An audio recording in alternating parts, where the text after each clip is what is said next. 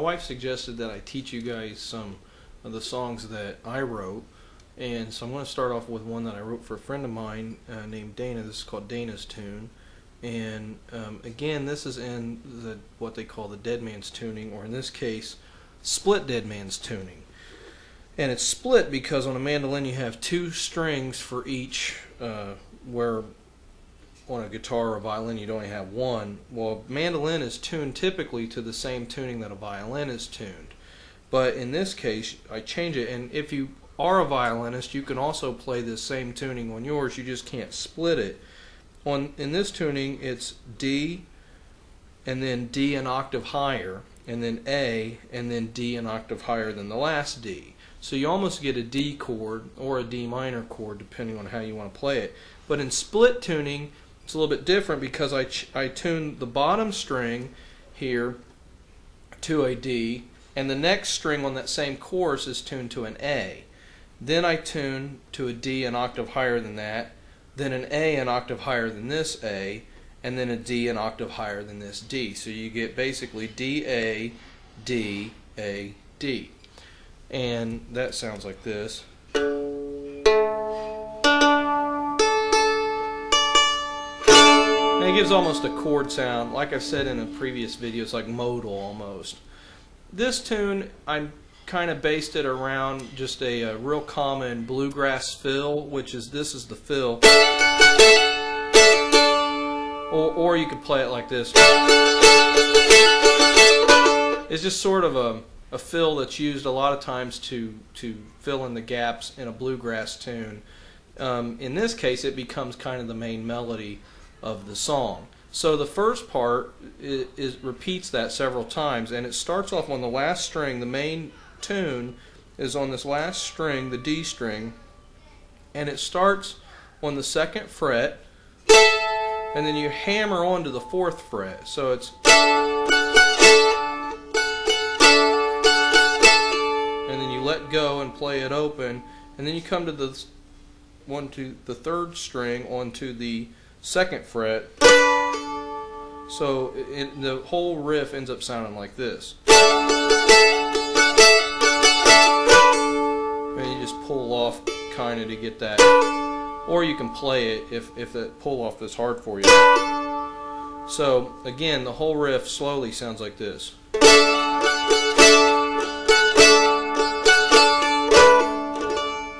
And you could also pick it if you wanted to.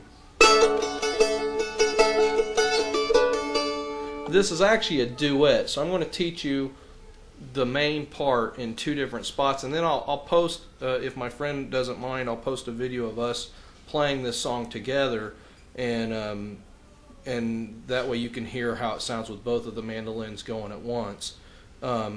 This one, like I said, starts off like this, but the accompaniment, after it plays through that once for the intro, the accompaniment on the 2nd mandolin, or it could be on a violin, comes in down here, which is on the, it's the exact same thing, it's just played instead of on the 1st D string up here at the top, it's played on the 2nd, or the 2nd string up, which is also D, so it ends up being like this. And then that's a little different because it's an A and a D, but it sounds fine when it's with the other mandolin.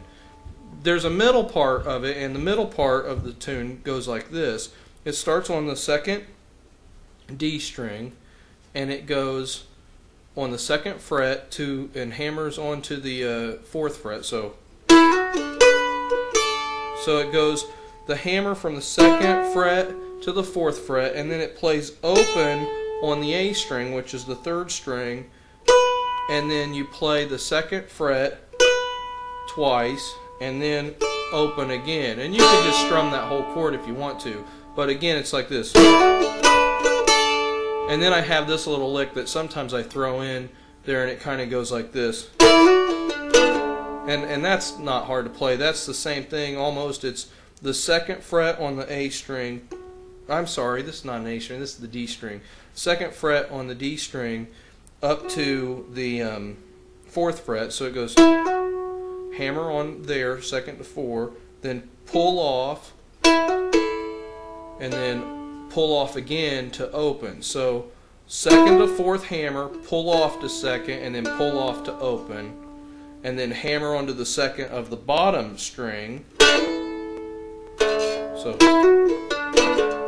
and that's what you get. Second 4, second open, second on the bottom string, open. And you could end it by strumming it. So the whole tune for the middle part of the song, it's kind of, I based it kind of like off of the old Irish tunes where they have one main melody and then like a counter melody that comes in, and then it's just repeated several times. So this is what you have in that middle part is, or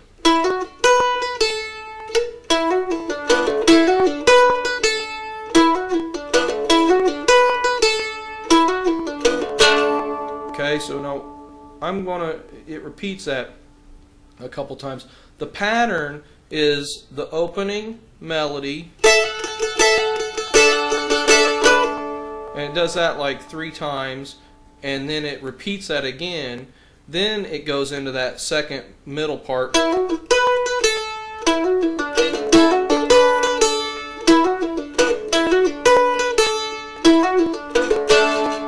it does that again. Now there's a other part that goes with that one. So while one mandolin or violin or whatever is playing that part, another one comes up here and goes.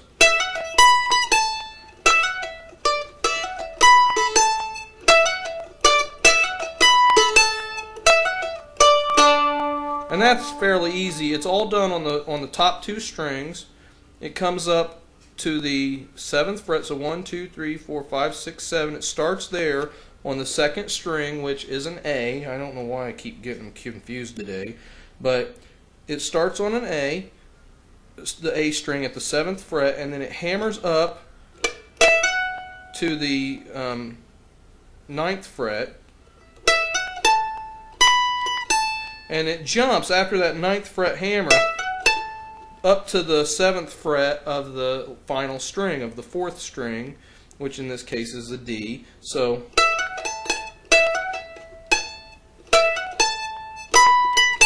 and you hammer up to the 9th fret of the D string, so, and then back to the 7th fret. And then I slide down. I hammer from on the 2nd string up to the 9, off, pull off to the 7, and then slide down to the 5, and then I just wait while the other mandolin finishes their lick.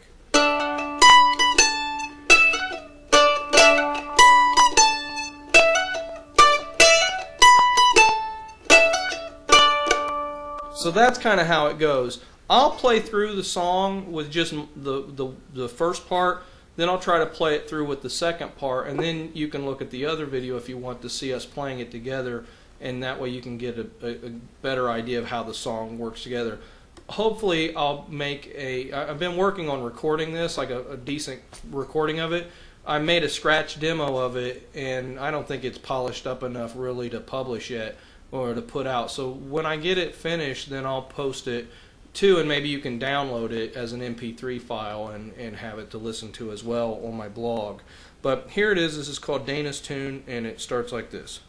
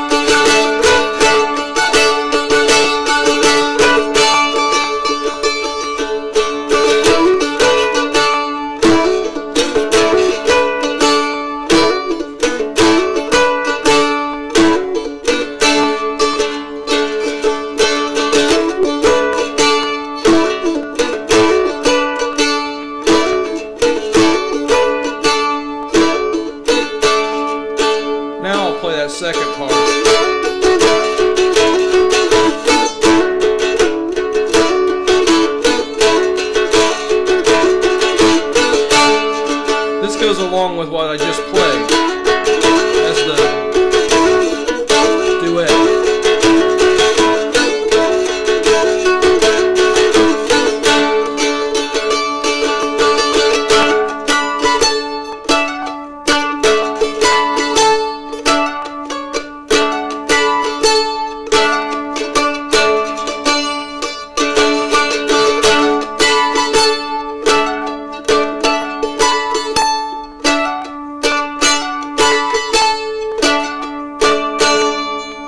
Now, sometimes I do variations, like when I pick it, so I might go.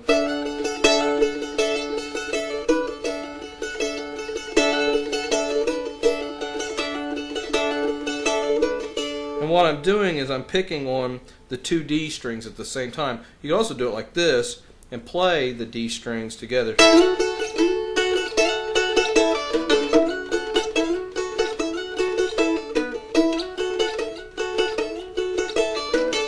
If you kind of change it up a little bit, then it makes it a little more interesting. Sometimes at the end of the line, I'll do like a modified version of like an Alberti bass, which if you know piano music at all, that was something common in Mozart that went kind of like. So I'd fill in the gap maybe just by playing that Alberti line.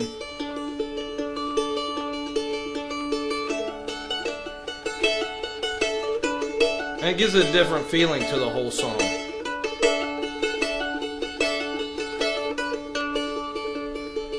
I haven't really settled on how I like to play it yet, but when we play it together, when we played it together on the video, it was really fun, and so we kind of kept getting faster and faster as we went along.